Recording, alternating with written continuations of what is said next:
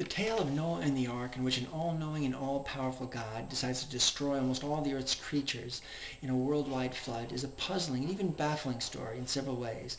And I think that's true whether you think of it as a literal truth from a divine creator of the universe, or just a parable from this divine creator, or even if you think of it as just something made up by a storyteller. I mean, for one, the God in this story is all-knowing, but he keeps on making decisions that he ends up regretting.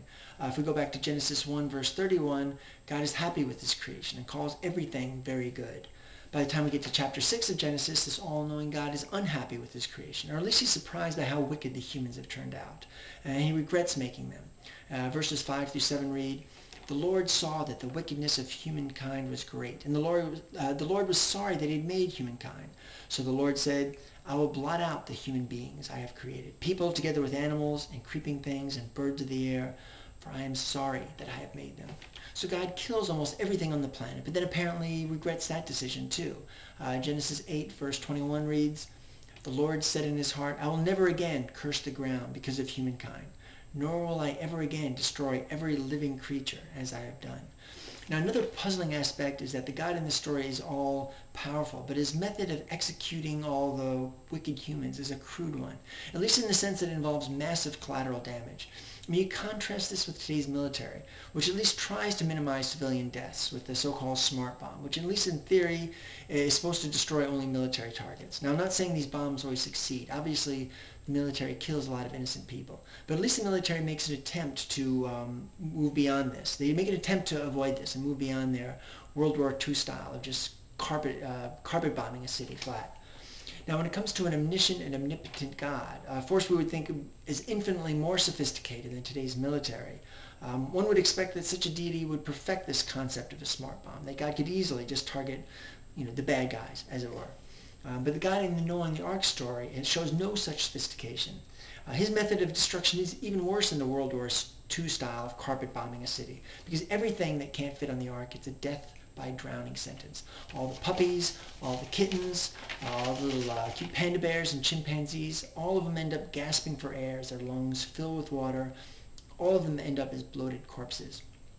So again, even if you think of this as something just made up by a storyteller, even if we set aside all the logistical problems about fitting millions of animals on this ark and the problems of caring for them, still, even aside from all that, the story doesn't hang together very well. At least if you think of the God in the story as omniscient and omnipotent.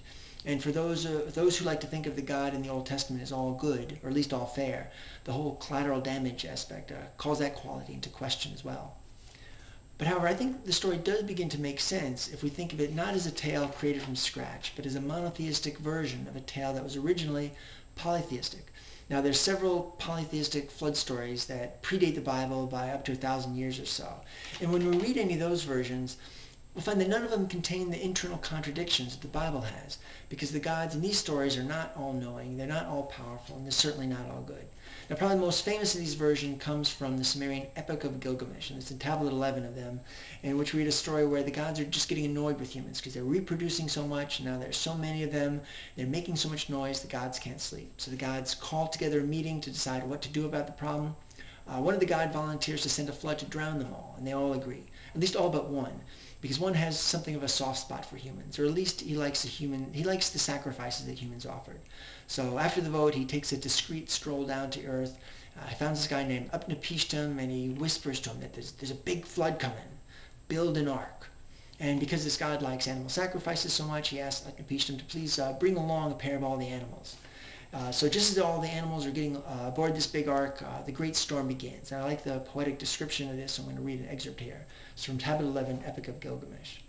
"Turning into blackness all that had been light, submerging mountains in water, making the land struggle like a woman writhing in labor."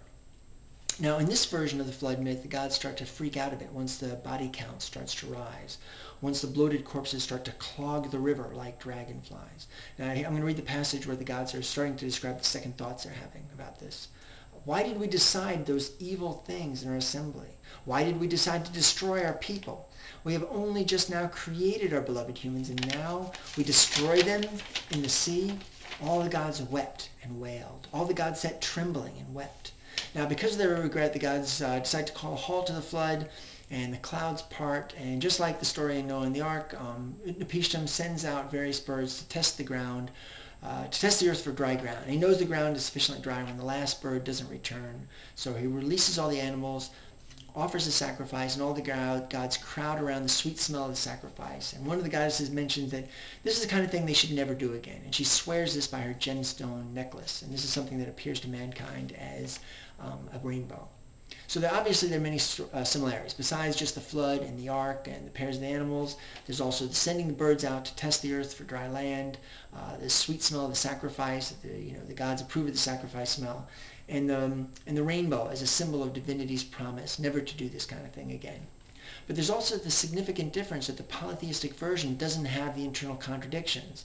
The gods are not all good or not all powerful, so there's nothing out of character about them deciding to destroy all the humans that they now think are pesky, and doing it in such a way that wipes out a lot of innocent lives along the way.